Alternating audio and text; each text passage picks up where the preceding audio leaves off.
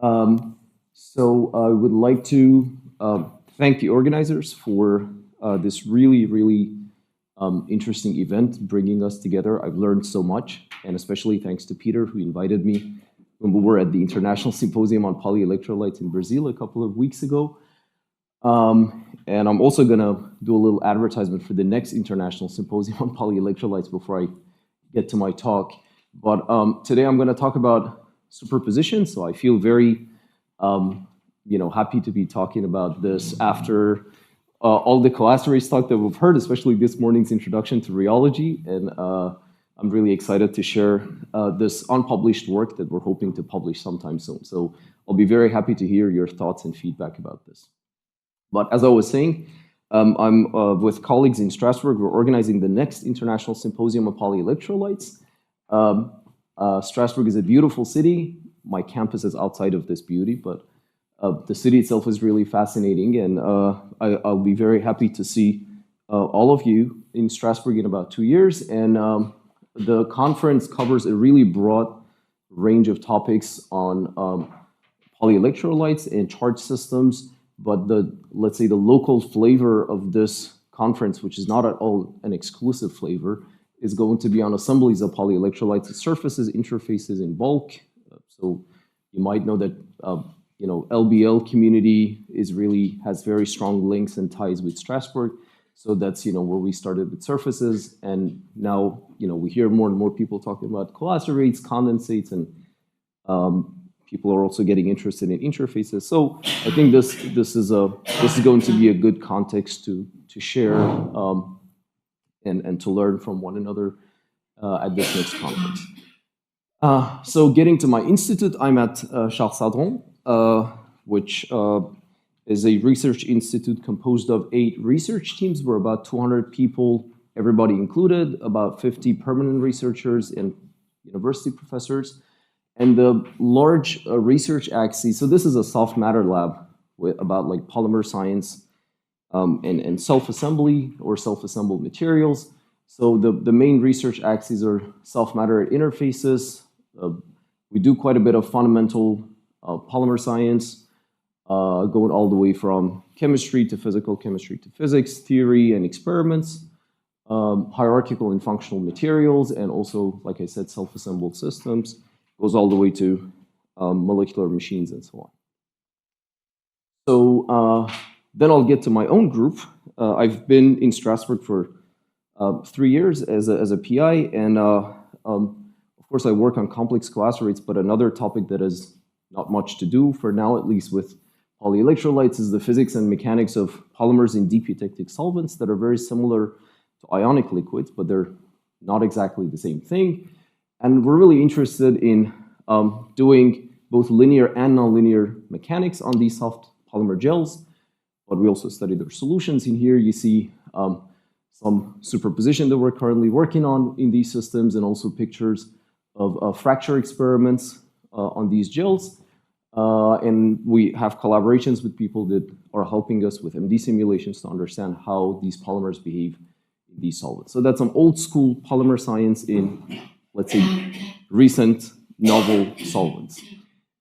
And then, of course, I love complex coacervates, and we work on both biosource and synthetic model systems. So this is chitosan hyaluronic acid that Daniela was talking about. And we're interested in going all the way from their composition to their mechanical properties, both linear and nonlinear. So we're also doing underwater adhesion experiments, and we're also starting to learn or try to learn about their nanostructure. But today I'm going to talk about a synthetic model system and hopefully make a small contribution to the state of the art. So I'm going to mostly skip my introduction because I think everybody knows about these by now. But what I would like to mention is that we usually think of these systems, immediately think of these as associative, liquid-liquid phase separated systems. But as Ronald showed us, we can also have systems that go through segregated phase separations, and there are a bunch of interesting phenomena that start to appear at very high salt and polymer concentrations, and we're also starting to get interested in that. And this is an old slide, which is why now I'm hiding this. I think I'm going to stop doing that because segregated phase separation can also occur with oppositely charged polymers. But anyways, you start mixing these materials, oppositely charged or solutions of oppositely charged polymers, and you typically get a sample that looks like this with a polymer lean supernatant and a complex coacervate phase that I'm going to denote as CC. And you can sort of try to understand the behavior of these materials on a phase diagram. This is, of course, these are multi-component systems, so in reality, you can at least think of 4 components, 2 polymers, salt, and water, but it's convenient to look at the added salt versus the polyelectrolytes concentration, so these are the 2 polyelectrolytes together for simplicity, and then if you start somewhere in this 2-phase region, then the system spontaneously phase separates into a supernatant and a coacervate phase, and then you can read the polymer concentration starting from different salt concentrations. So that's what I'm going to call a salt pathway. That is the beaten path, right? That's what most people have done. And then at each salt concentration, there are different methods. We use TGA, but there are other ones to get the composition of the supernatant and coacervate phase, connect the dots, and you get a binodal boundary. And the sort of simplistic image is that you can think of these microion pairs as transient crosslinks, and so you get these viscoelastic materials. And as you add more and more salt, or as you remove salt, as Ida was just showing us, then you can dissociate or reassociate or reform these macroion pairs and get access to a broad spectrum of mechanical properties. I'm fascinated by these materials because of this versatility in mechanical properties, but today we're going to stick to this high salt region where these materials are viscoelastic liquids. So what a lot of people have shown, but we haven't really seriously taken a look into, I would say, is that as we change the salt concentration and we do time salt superpositions, time salt temperature superpositions, and so on, there is a significant change in the polymer content of these materials. And I'm going to be talking about this, but usually, if you typically start at a, typical polymer concentration of a few weight percentages, and you just go up, and you have a salt that is doping enough, then you can get out of this binodal boundary and end up with a semi-dilute, typically dilute or semi-dilute polymer solution at high salt concentrations. So the tuning of the dynamics of these materials by salt was shown early on, now already 15 years ago, in this seminal work by Avan, who studied complex coacervates, I believe, of PDMA, EMA, and polyacrylic acid at different salt concentrations. And if you're a rheologist, you sort of immediately think, hey, these curves look self-similar, and of course you can verify this via Kolko plots and Van Gogh-Padelman plots, and sort of make master curves. So these are basically the same data rescaled. And in this paper, they discussed how the sticky Rouse model for associating polymer systems can be used to sort of understand what salt is doing to the dynamics of these systems, right? And so you can think of that sort of longest relaxation time of the system, scaling with sort of the exponential of an activation energy. This is the degree of polymerization. That's the polymer fraction to some power beta. And this activation energy actually reduces the square root of the salt concentration according to this theory. And there are experimental data that are in very good agreement with this, others that are a bit off. But the salt concentration to some power between 0.5 to 1 is what most people have found in experiments. So these are really elegant experiments, and Daniel already gave us a really nice introduction to this. But I'm going to get to the polymer fraction, right? As I said, here, this has mostly been just waved off, sort of. We're not really looked at, but Jennifer Lauser recently did a work where they produced complex coacervates, removed the supernatants, and started to add different amounts of salt only to the coacervate phase, right? So this is not changing the salt concentration at preparation, but taking those samples prepared on the binodal and then adding different amounts of salt, and showed that as we do so, we can sort of, or that's what they tried to do, to separate the effect of the polymer content and the salt content on the dynamics. And they showed that this horizontal shift factor, when they did time salt superpositions, scales with the real polymer concentration, so in the material, with something on the order of 3 to 6.5. So there's a lot of variability in this data, but I'm also happy to discuss why I think this is the case. Recently, Wang's group showed in complex coacervates of polylysine and polyglutamic acid a similar observation of very steep dependencies of the diffusion coefficient, or the viscosity, if you want, as a function of the polymer concentration. And they have these sort of rough scalings, but you can obviously see that at some point that the exponent is much larger than what is shown on this graph. So that was also an interesting observation. And Sarah Perez's group also has some data, where they showed that the zero shear viscosity of their complex coacervates has some really huge scalings with the polymer concentration. There is some variability in this, and I'm also happy to discuss why this is the case. But anyways, there seems to be a really important contribution of the actual polymer volume fraction of the coacervate phase to the dynamics. And in a recent really nice work by Sam Srivastava in UCLA, they were looking at these phase diagrams, and they were like, hey, as we actually add more salt, then you sort of like have this initial contribution of the counterions of the polymers that you're adding, so that is also behaving as salt. And they showed that if you do rheology, so these are like master curves on time-salt superpositions at different initial polymer concentrations. That's over a decade almost. But actually, what you're doing in reality is you're not really going up this way. As you add, change the polymer concentration, you're also adding more and more counterions. So you're simultaneously changing the polymer and the salt concentration. And then you can rescale that using a second polymer-dependent shift factor. And as you can see here, this shift factor doesn't really change that much with the nominal polymer concentration. Right? So I'm going to get your attention to really distinguish what's nominal and what's actual, real, experimentally determined polymer concentration.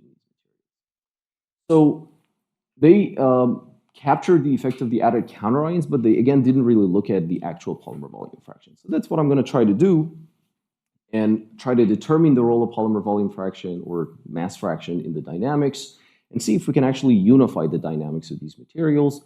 So that is a question, not a result. Across the high salt region of the phase diagram, where we obtain liquid-like materials, and then also try to see, so we're really, what I would say we're doing that is maybe new is that we're really going off into the one-phase region, but not by adding salt, by adding more and more polymers, right? And then try to see if there are any structural differences as we go off the binodal into the one-phase region. So I was surprised to find that people had done this as early as the 60s. I thought I was the first one. Usually you're wrong. There's this very beautiful work where they're discussing why, as you go off the binodal boundary, complex coacervation is, these authors call it self-suppressed. So you're adding not salt, but polymers that are actually leading to the self-suppression of the complex coacervation. And I'll be mentioning that in a couple minutes. So we took this really well-known model system, which I'm coming to believe is not really a model system and it's really complicated. But anyways, we took PSS PDADMAC, we're doping it with KBr, and we're trying to really prepare these materials to minimize kinetic trapping effects. So we're stirring them for hours, and we centrifuge them, and then the rest is similar to what everyone else has been doing. And here's pictures of complex coacervates prepared at different nominal polymer concentrations. So we're really going off, preparing samples at these nominal concentrations. Of course, the polymer concentration is somewhere there in the coacervate phase. And then as you see the volume fraction, you can visually see the volume fractions changing. And if the image quality is good, you can also see that the density is changing. It's not exactly the same level of transparency. But anyways, you can sort of see where that binodal boundary is, somewhere in between 14 to 16 weight%. So we started compositional analysis, and this is the water content as a function of, for the moment, nominal polymer concentration. And we see a slight but meaningful increase in the water content. And then at some point it starts to decrease. This is, it happens to be where complex coacervation is self-suppressed. And then we're just increasing the polymer concentration of a salty polyelectrolyte solution, so the water content goes down, not a big deal. What I'd like to point out is that the effect of the added counterions of the polymers is actually slighter, meaningfully lower than the added salt concentration. So when you add salt, these coacervate phase also swells, but when you add more and more polymers, this happens to a lower extent. So we get this self-suppression, and as people have discussed, Matt Terrell's group, Sam Serbastowa, and also the older works, we're introducing more counterions, but we're also adding more polymers, which means there's less volume for those counterions to be released, if we think of counterion release as the main driving force for complex coacervation. So this is sort of, this kind of makes sense, it's intuitive. And then we started to try to build phase diagrams of the added salt as a function of the total polymer polymer concentration. So these points here, the filled squares are the nominal polymer concentrations at preparation. Here you see the supernatants, here you see the coacervates, those are the tie lines, and these samples are the single phase salty polyelectrolyte solutions. I'm going to give them a more elegant name at some point, but for now we're going to call it that way. And you can do this at different salt and polymer concentrations, so we really tried to build a matrix of these samples, and sort of this is just for visual guide, you can sort of see where that binodal boundary is, and this is in agreement with what people have seen. There is a work by Sarah Perry where they also show the phase diagrams for these systems. And then me being a rheologist, I was like, hey, let's look at if you remember my comment on the pictures, I was like, oh, they don't look quite the same, right? So we started doing rheology on these, and funnily enough, it turned out that as we add more and more polymers in total, the dynamic response is shifting to higher frequencies. So that looks like faster dynamics. We started to scratch our heads over these, and then we saw that as we get off the binodal boundary into the one-phase region and we add more and more polymers, then the inverse trend happens. So we're increasing the dynamics as we get closer to the binodal boundary. The lowest viscosity happens to be at the binodal boundary, and then as we go into the one-phase region, then we're just introducing more and more polymers, we're concentrating these systems. So all of these systems look like slightly entangled semi-dilute polymer solutions, and I'm happy to say, hey, why I think these are entangled. But then, of course, again, for the rheologists among us, these curves are indeed self-similar, and I found that fascinating when we first learned about this. And we did verifications, Coco plots, Van Goor-Palman plots, to show that we can collapse the dynamics or the viscoelastic response of the materials obtained along the polyelectrolyte pathway, right, onto a master curve, which is a bit, to me, still crazy, because some of these are coacervates, some of them are solutions, right? This is not exactly the same material. But it happens so that we can actually build a master curve, pretty decent one, and sort of, taking one of these as a reference, capture the dynamic response on a relatively broader range of frequencies. And now you can clearly see that, crossover in G prime, G double prime that corresponds to the reptation time, or the inverse of the reptation time. And of course, you're probably wondering, hey, show us the shift factors. So here are the shift factors for the samples prepared at 1.5 molar kBr at different nominal polymer concentrations, right? This is the same data shown in a different way, and you can think of these shift factors sort of as the viscosity of the system. And as I was saying, the viscosity decreases, or the dynamics gets promoted as you get closer to the binodal boundary, and then at some point you go into the one-phase region, and as you add more polymers, these become less and less dynamic. What is really interesting is that you can actually read the binodal boundary from your rheological data. You don't need to do TGA, you don't need to do isotope labeling, all those what I would consider fancy experiments or time-taking experiments. You just prepare a couple samples, and if you're lucky, if you have sufficiently hydrophilic polyelectrolytes that allow you to get into the one-phase region, you can read the binodal boundary off of your rheological data. And I'm going to call these salty single-phase polyelectrolyte solutions quasi-complex coacervates. And I have reasons for that. But let's say that for now, the simple definition that I can give you is that these materials are actually viscoelastic analogs of complex coacervates. So this coacervate that is on the binodal boundary has an analog that has the exact same dynamic response, but it's not a phase-separated material. It's a salty polyelectrolyte solution that mimics the response, the viscoelastic response of that. And they're essentially different from both coacervates, but also from individual polyelectrolyte solutions. And we'll come to that. So you can also do this at different salt concentrations, and you can see that the scalings are not quite the same. And we believe that these scalings are actually informing us about the extent of interactions in how these two polymers actually like one another in the presence of this specific salt, at least. And you can see that as the salt concentration gets lower, then we get a stronger dependence on the polymer concentration. And as we have only 2 data points here, but I believe that this is actually meaningful. Then you get a smaller exponent, and here we only have 1 data point because we're very close to the critical salt concentration.